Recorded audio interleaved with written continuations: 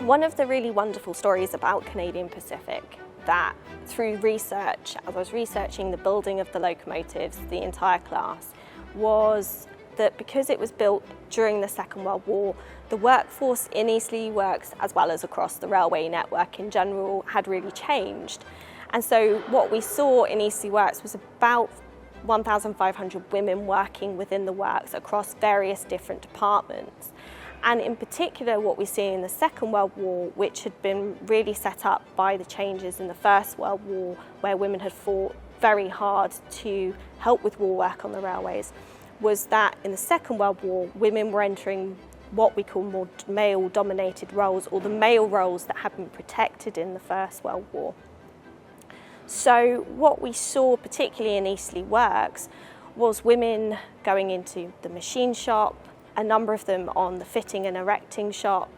They were obviously in the drawing room, they were obviously cleaners, in the upholstery departments, they were in the painting shop, a whole host of different areas they were working within. There are some areas that they don't appear whatsoever, and this was what we call protected jobs. So there were a few male protected jobs where women weren't allowed to enter at all. And one of those in Eastleigh Works was a boiler shop.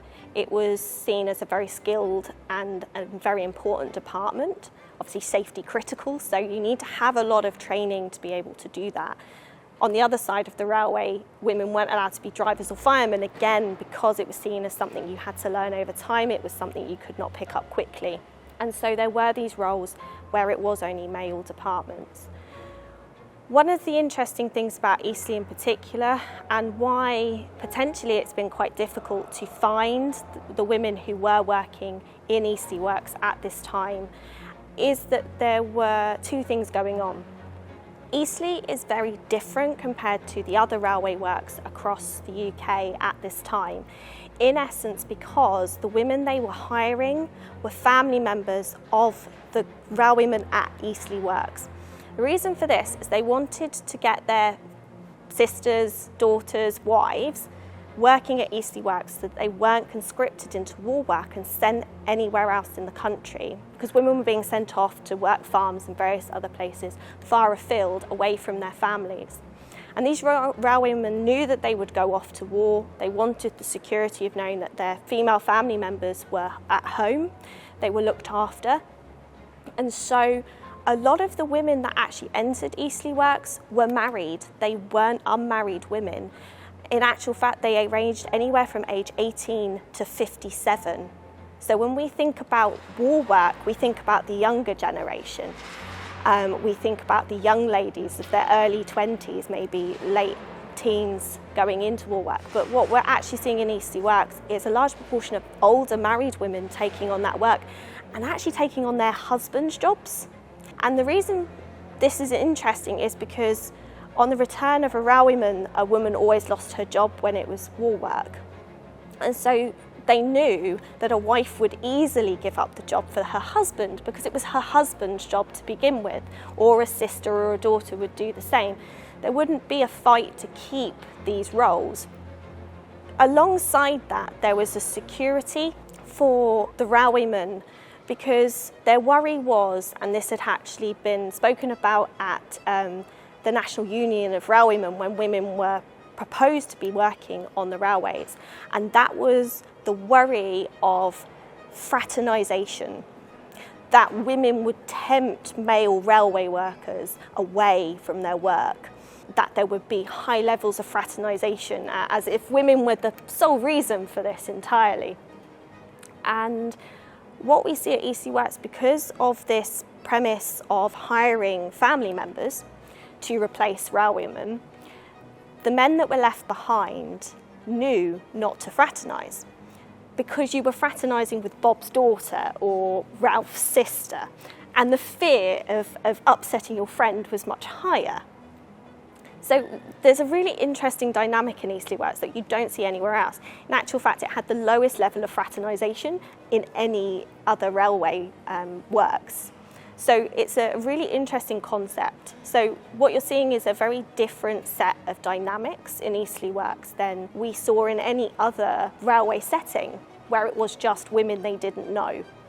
that poses a rather different set of issues, because you're going to have these women who didn't need to brag about it, because they stepped in, looked after their family member's job and then stepped back. To them, it wasn't doing anything special. It was security, a wage when they wouldn't have had anything coming in. One of the secondary issues we have is that the railways themselves did place gagging orders as part of war work, as well as working within the railway. And really this was about not talking to the press or publicising what they were doing. And so particularly amongst women, there was a real fear of this gagging order and the repercussions of that. And so what we find is, in particular, that very few women have come forward generally to talk about their experience. We do have a number of testimonies in the National Railway Archive here, and what we see in particular is the Southern Railway is really underrepresented in that archive. So it really feels that the Southern Railway was very good at pressurising women in not talking. There seemed to be this kind of fear within that particular railway company.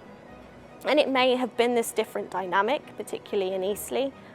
It's something that, unfortunately, when we look at the women in Eastleigh Works, we have testimony from the men that worked there. So one of those is the assistant machine shop foreman, Mr. Asprey, who spoke about his time in the Second World War working in the machine shop. He was the sole man in the machine shop, completely surrounded by women, where he had been managing men previously.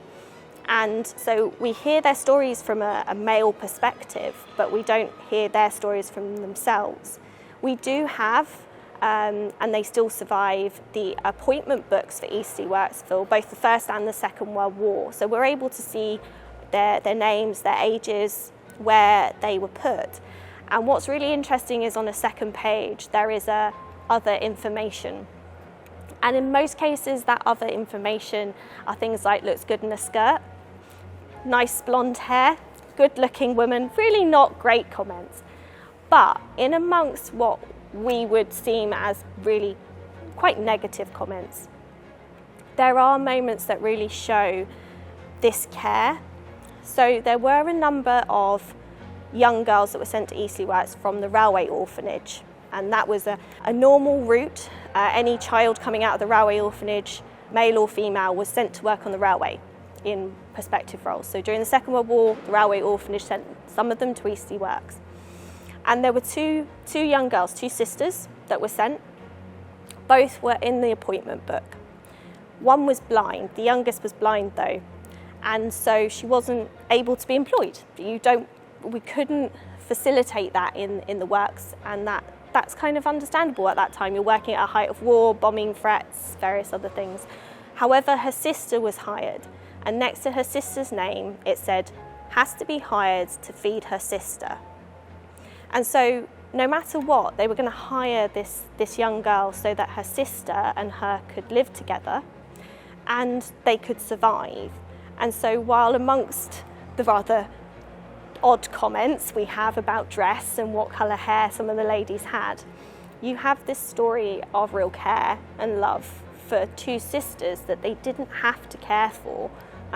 It wasn't mandatory. The men that were there decided that it was what they wanted to do.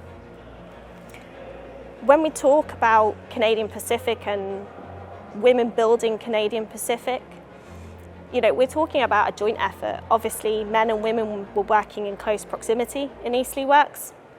It was teamwork. The women were trained by men. They were doing lots of jobs that men had left from. What's really interesting is that Canadian Pacific is a locomotive that we can say had women working on it. It's one of very few that were able to actually pinpoint that at this time we had women working in these departments, working on these locomotives, and be able to draw direct links to a physical locomotive.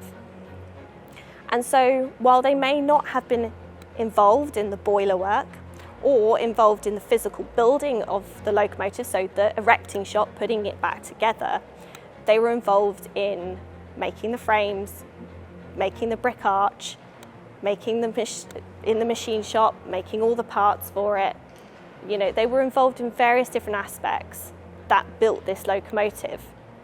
It's a story really about a set of women that are completely lost in history. There's these small records, we kind of hear about them, we know about them, we know that war work happened, but no one's told their story. And for me, Canadian Pacific is this representation of that long fight for women to work on railways, where we see in the Second World War so much more availability of work for them. They're ticket collectors, they're guards, they're porters, they're in engineering workshops, they're police officers with arresting powers for the first time. The First World War, you could be a police officer, but you weren't allowed to arrest anyone, so not much use really. So we see all of these huge strides, and this is what Canadian Pacific represents really. They've written their story on this locomotive, and it's about really telling that untold story, particularly since, you know, the railway literature has been very biased against women. A lot of the stories downplay the role that they had on railways, and it talks about all of the negative aspects of having women enter the railway environment. You know, the fear of men losing their high rate of pay. Heaven forbid you actually increase the female rate of pay. It was feared that it would go the other way. You know, even sentences where in official documents it was written that women were feeble-minded and incapable of the work asked by the railways of them. And yet in World War II we see them doing permanent way. You know, 2,000 women were building permanent way in the Second World War, an extremely arduous job. The Southern Railway in particular built 3 colleges to train signal women. And there is a statistic within the Southern Railway archives, which is that it took 2 to 4 months to train a signal woman. It took 6 to 9 months to train a signal man. And so what we were seeing, and the railways were starting to understand, is that there were some jobs that women excelled at. And unfortunately, they did end up losing their jobs anyway after the war. But while we have been, with Canadian Pacific, really shouting about the role of women in its building, it was a joint effort. You know, they didn't see it as this was a women's job that they were only doing, and this was where the men did their job. It was a collaborative effort as a team, as a family, because the railway's a family. They were there looking after each other, they were there working in close quarters with each other. What is nice about Canadian Pacific is that we can use it to really tell that untold story of a set of women who have been written out of history entirely.